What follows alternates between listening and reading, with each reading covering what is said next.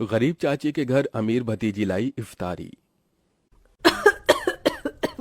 या अल्लाह, आज तो इस कमबख्त चूल्हे ने नाक में दम कर दिया है।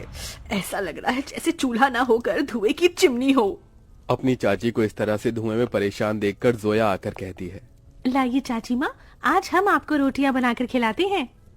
अरे नहीं जोया, मैं बना लूंगी।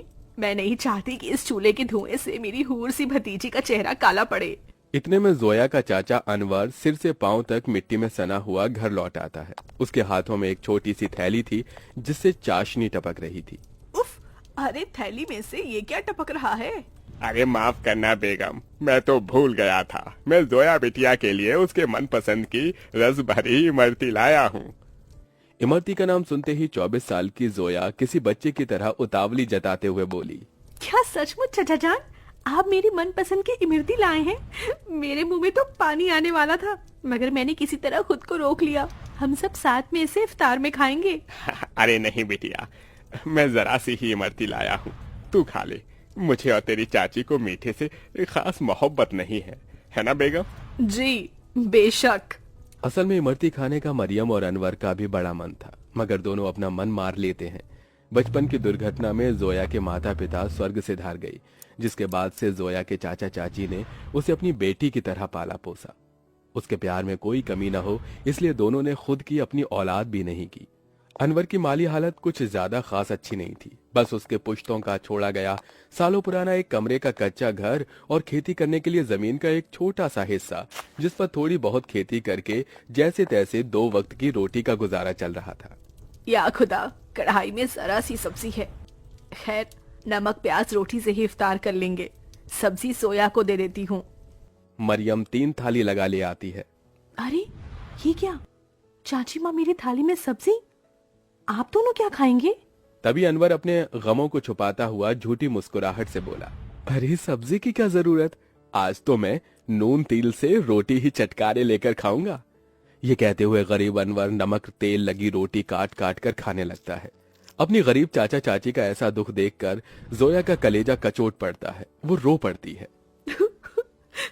चाची माँ, चाचा जान, चलिए इन सब्जी में से खाइए। अरे इतनी थोड़ी खाऊंगी मैं। जोया के गरीब चाचा चाची को उसे जितना प्यार था उतना ही स्नेह उसे भी था। यूं ही दिन गुजरते हैं। सुनो जी, हमारी जोया अब सयानी हो गई है। हमें इसके निकाह के बारे में सोचना चाहिए। जोया, भाई और भाभी की अमानत है हम पर। मरियम, मैं तो दिन रात अल्लाह से एक ही दुआ मांगता हूँ कि मेरी भतीजी को अच्छा घर मिले। अनवर जोया के लिए रिश्ता ढूंढने लगता है, जो कि अमीर खानदान में हिना के बेटे से लग जाती है। अब शादी की तैयारी शुरू हो जाती है। अनवर, अभी तक जोया के निकाह का जोड़ा नहीं सिलाया। 2 रोज बाद उसकी रुखसती है। जानता हूँ बेगम, मगर जितना कर्ज लिया था वो खर्चा हो गया। मैंने तुमसे एक बात भी छिपाई है, मैंने अपनी जमीन बेच दी। क्या जमीन बेच दी? उसी से तो फकत अभी तक हमारी रोजी रोटी चल रही थी। अब क्या करेंगे आगे? अल्लाह मियाँ बैठा है ना रोटी देने वाला। मरियम, कुछ तो कर लूंगा, लेकिन जोया हमारी इकलौती भतीजी है। उसका निकाह अच्छे से घर में हो जाए ताकि मन में कोई मलाल ना हो। जोया के गरीब चाचा चाची उसकी शादी के लिए अपनी खेती बाड़ी बेचकर उसकी विदाई करते हैं। चाचा चाची माँ, जा मेरी बच्ची, अल्लाह तुझे दोनों जहां की खुशियों और नेमतों से नवाजे। जोया अपने गरीब चाचा चाची के घर को छोड़कर अपने अमीर ससुराल में आ जाती है, जहां उसके सास ससुर नंद जेठानी से भरा पूरा परिवार मिलता है, जहां सास हिना उसका स्वागत करती है। माशा अल्लाह, कितनी खूबसूरत बीवी है हमारे मुराद की। एकदम सही फरमाया आपने अम्मी, भाई की तो किस्मत खुल गई। चलो देवरानी जी, हम तुम्हें तुम्हारा कमरा दिखाते हैं। जोया की जेठानी आलिया उसे कमरे में ले आती है, जो कि बहुत ही बड़ा और आलीशान था। वल्ला, इस कमरे से भी छोटा तो हमारे चाचा चाची माँ का घर था। यहाँ तो हर शान और शौकत है। अगले दिन जोया नहा धोकर पहली रसोई करने आती है। अस्सलाम वालेकुम अबू जान। खुश रहो बहू बेगम। अम्मी जान, खाने में क्या बनाना है? अरे बहू, तुम क्यों खाना बनाओगी? उसके लिए नौकर चाकर है ना। मगर हम सभी तुम्हारे हाथों का शाही टुकड़ा खाना चाहेंगे। जी अच्छा। जोया जैसे ससुराल के ऐशो आराम भरे किचन में कदम रखती है तो नम आंखों से निहारती रह जाती है। उसकी आंखों के आगे अपनी चाची का धुएं में चूल्हा फूंकना याद आ जाता है। या खुदा, हमारा ससुराल कितना रईस है। ऐसा लग रहा है जैसे हम किसी जन्नत में आ गए हैं। मगर हमारी गरीब चाची माँ आज भी गीली लकड़ियों से चूल्हा जलाती होंगी। आंखों ही आंखों में जोया का उसके ससुराल में 1 साल गुजर जाता है और रमजान का महीना शुरू हो जाता है, जहां वो अपने अमीर ससुराल वालों के साथ दावतों भरी दस्तरखान पर बहुत कुछ खाती है, तो वहीं उसके गरीब चाचा चाची के हालत गरीब बदहाली में कट रहे थे। अरे क्या हुआ मरियम बेगम, अभी तक खाना नहीं लाई? मैं वजू करके कब का बैठा हुआ हूँ। जी लाई। मरियम कुछ रोटियां रखकर नमक मिर्च के साथ लाती है। जी बस यही है खाने में, रूखा सूखा है खाने में। जाने अल्लाह हमारे दिन कब बदलेगा। बाकी दिन भी रूखा सूखा खाते हैं और रोजे में भी रूखा सूखा खाकर काटना पड़ रहा है। मरियम, अल्लाह ने जो दिया है उसे सिर माथे लगाकर खाओ। बेचारे गरीब शौहर बेगम एक दूसरे को निवाला खिलाकर गम बांटते हैं। कंगाली इतनी थी कि दोनों पानी से सहरी करके भूखे पेट कड़ी धूप में भट्टी पर काम करते हैं और यूं ही दिन गुजरते गए। बेगम, अल्लाह के करम से इतने पैसे जुड़ गए, कल जोया के ससुराल इफ्तार दे आते हैं। दोनों खुद पर दुख उठाकर जोया और उसके ससुराल वालों के लिए कपड़े, फल, मिठाई के साथ इफ्तार लेके जाते हैं। अरे समधी साईं, आप दोनों? वालेकुम अस्सलाम समधी जी, ये आप सबके लिए हमारी ओर से इफ्तार का छोटा सा नजराना। तभी महंगा सा जोड़ा पहने हुए जोया आकर अपने चाचा चाची के गले लग गई। उसकी आंखों से आंसू छलक पड़े। चाची माँ, चाचा जी, कैसे हैं आप? गरीबी और गमों भरे हालातों को छुपाते हुए दोनों झूठ बोलते हैं।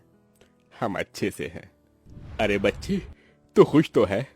जी चाचा, मैं बहुत खुश हूँ। यहाँ सभी हमारे साथ बहुत ही अच्छे से प्यार मोहब्बत से रहते हैं। अल्लाह का शुक्र है जो तुझे इतना मोहब्बत भरा ससुराल मिला है। अच्छा, अब इजाजत दीजिए। अरे भाईजान, अभी तो आए हैं, अभी ही जा रहे हैं। थोड़ी देर में इफ्तार का समय हो जाएगा। इफ्तार की दावत खाकर जाइएगा। नहीं आपा, हमारे यहाँ बेटी के ससुराल का पानी भी नहीं पीते।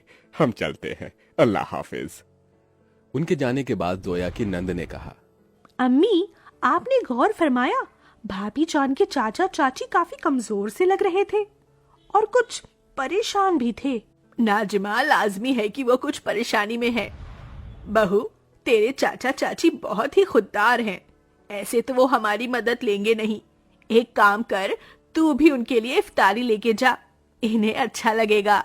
जोया के ससुराल वाले बहुत ही खुशियों के साथ उसके गरीब चाचा चाची के लिए इफ्तार की तैयारी में टोकरे भर फल, मिठाइयाँ, बहुत सी चीजें करते हैं।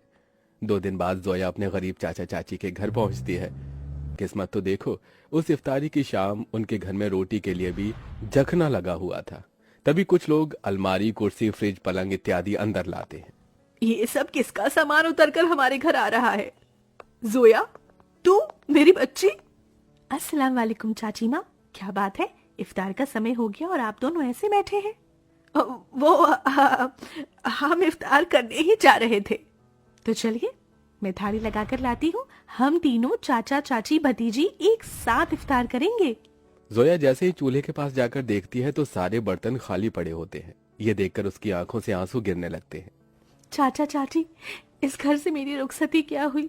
आप दोनों ने मुझे इतना पराया कर दिया कि ये तक भी ना बताया कि आप दोनों किन हालातों से गुजर रहे हैं।